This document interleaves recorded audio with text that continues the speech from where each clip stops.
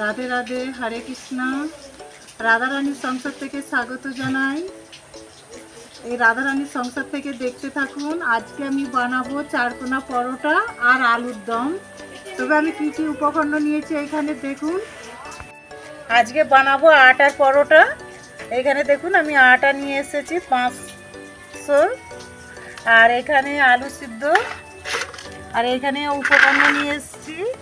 এখানে হলুদ, লঙ্কা গুঁড়ো, মশলা গুঁড়ো, লবণ, আর এখানে কালারিং লঙ্কা, আর এখানে এলাচ আর কাঠ মশলা। আর দেখতে দেখুন আমি এখন আটার মধ্যে দিয়ে দিচ্ছি লবণ। এই পরোটাটা করলে এতে চিনি দিবে না, চিনি দিলে এটা ফুলবে কম। আমি এটা লবণ দিয়ে মাখিয়ে নিচ্ছি ভালো করে। দিয়ে দিচ্ছি জল। আমি আটাটা মাখিয়ে নিচ্ছি, দেখুন এইভাবে মাখিয়ে নিচ্ছি, নিয়ে আমি আবার দেখাবো। দেখুন এখানে আটার ডোটা হয়ে গেছে। এখন আমি 5 মিনিট চাপা দিয়ে রেখে দিচ্ছি। এখানে আলু সিদ্ধটা আমি করে রাখছিলাম, আমি এখন ছাড়িয়ে নিচ্ছি। আগে আলুর দমটা করে নেব, তারপর আমি পরোটা ভাজবো। কড়ার মধ্যে দিয়ে দেবো তেল।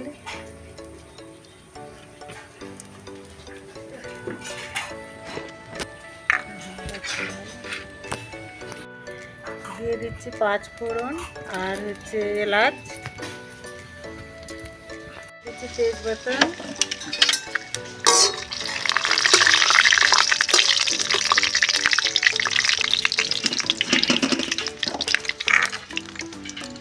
দিয়ে দিচ্ছি একটু চিনি,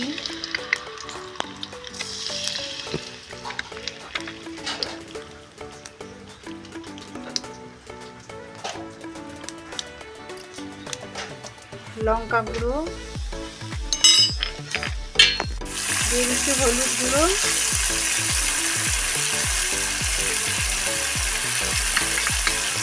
হয়ে গেছে দেখুন।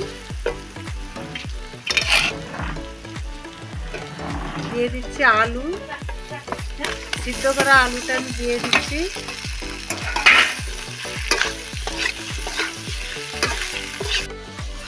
এখানে স্বাদ মতো লবণ দিয়ে দিচ্ছি। আমার আলুটা ভাজা হয়ে গেছে, আমি দিয়ে দেবো জল।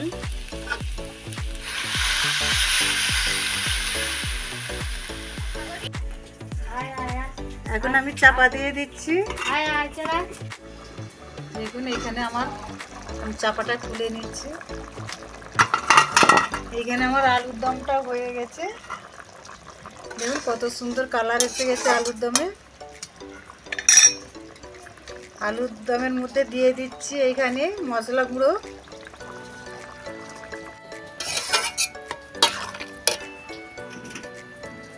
আমি এবার ঢেলে নেব জামবাটির মধ্যে। দেখুন কত সুন্দর কালারটা এসে গেছে। দেখুন আমি আটাটা আর একটু ফেসে নিচ্ছি ভালো করে।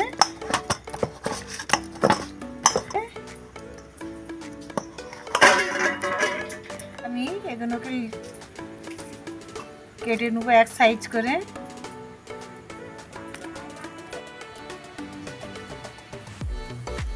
এখানে দেখুন কিভাবে আমি পরোটাটা বেলবো।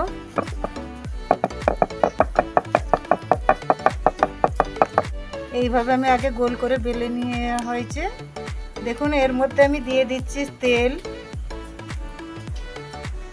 তেলটা আমি ভালো করে গোটাটাই বুলিয়ে নিচ্ছি। দেখুন এর মধ্যে দিয়ে দিচ্ছি আটা গুঁড়ি ছড়িয়ে দিচ্ছি। দেখুন এইভাবে পরোটাগুলোকে আগে আমি দেখুন এইভাবে এইটাকে ভাঁজ করে নিচ্ছি। দেখুন এইভাবে এইটাকে এইভাবে তুলে নেবেন। আর এইভাবে আমি ভাঁজটা করে নিচ্ছি। তো আমি এইভাবে সবগুলো আমি আগে ভাঁজ করে নিচ্ছি, তারপরে আবার বেলানো দেখাবো। এটা আমার বেলা হয়ে গেছে। আবার আমি এর মধ্যে দিয়ে দিচ্ছি তেল, দিয়ে দিচ্ছি আটা গুঁড়ি। এইভাবে আমি পাটটা করে নেব।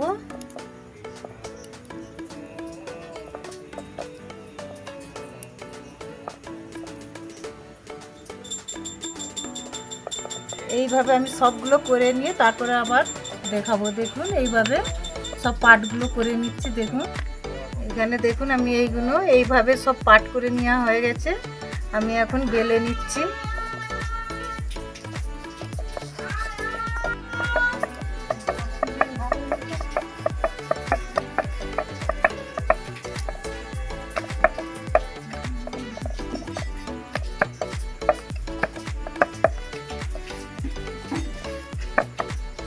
পরোটাটা এইভাবে চারকোনানি হবে। দেখছেন কত সুন্দর চারকোনানি হয়ে গেছে।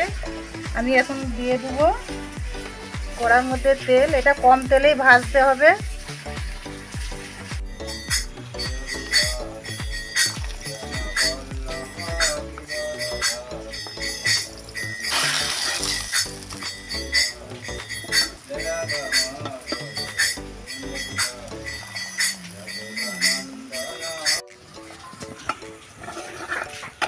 দেখুন কত সুন্দর পরোটাটা একদম নরম হয়ে গেছে তুলতুলে।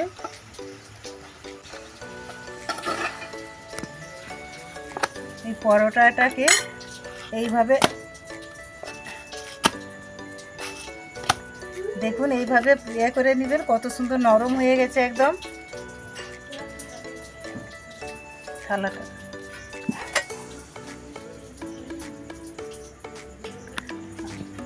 আবার একটা আমি করে দেব। আমি এইভাবে আবার বেলে নিচ্ছি। দেখুন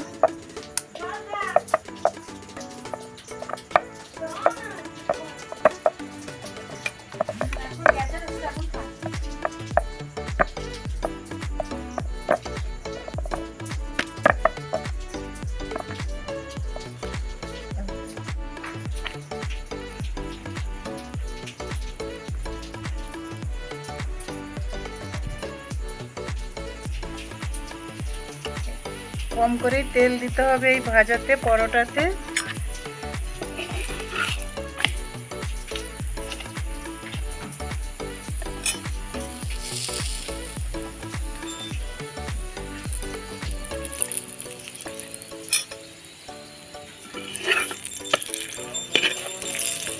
দেখুন কত সুন্দর ফুলে উঠছে একদম। এমন লুচির মতন দুকুল হয়ে যাচ্ছে পরোটা। আমার এই পরোটাটা হয়ে গেছে। আমি আবার এইভাবে ঠুকে দেবো। দেখুন কত সুন্দর একদম নরম হয়ে যাচ্ছে। এইভাবে যতখানি রাখবে ততখানি নরম হয়ে থাকবে। তবে একটু হাত দিয়ে পিটে দিবেন পরোটাটা। দেখুন আমি এইভাবে পরোটাগুলো সব ভেজে নেওয়া হয়ে গেছে। দেখুন কত সুন্দর ফুলে গেছে একদম তুলতুল করছে একদম ফুলে।